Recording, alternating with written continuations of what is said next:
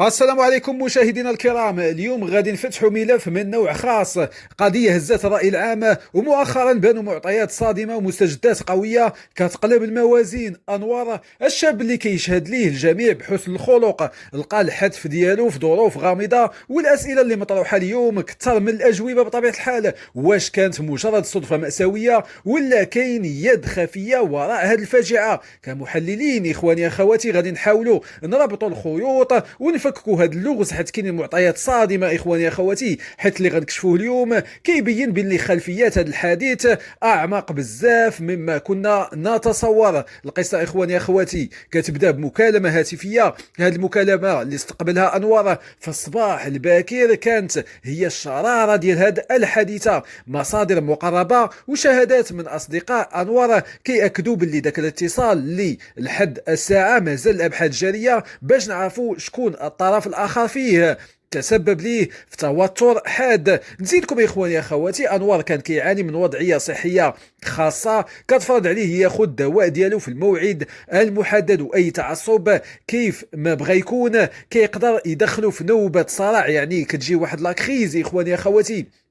في هذه اللحظه بالذات وبطلب من الوالده ديالو خرج انوار باش يتسخر. يعني اخواني اخوتي حياه كيف جميع لا الشباب في العمر ديالو في واحد الحاله ديال التوتر اللي ما ردش ليه البال بما فيه الكفايه. هنا اخواني اخوتي فين كاين النقطه الفاصله. انوار وبحكم العاده ديالو توجه للمكان فين كاينين الكلاب اللي كيوكلهم بطبيعه الحال وكيسهر على الرعايه ديالهم، وهما من نوع البيتبول الخطير. وسط هذيك اللحظه استرجع انوار الكلام اللي سمعوه في المكالمه الهاتفيه، الشيء اللي خلى التوتر يوصل للذروه ديالو. هذه اخر المستجدات اللي كاينه. وفجاه سقط انوار ارضا. هذه السقطه ما كانتش عاديه، كانت بدايه ديال نوبه صراع وهو في الارض. ومن بعد ما طالت المده بلا مساعده وقع احتكاك جسدي خلى الكلاب تهاجموا. الخطوره ديال هذا النوع من الكلاب كتكمن في كونها في لحظة هجوم كتركز على مناطق قاتلة، وبالفعل هذا الشيء اللي وقع حيث الإصابات كانت بالغة وعلى مستوى العنق، يعني ولا كيبان لها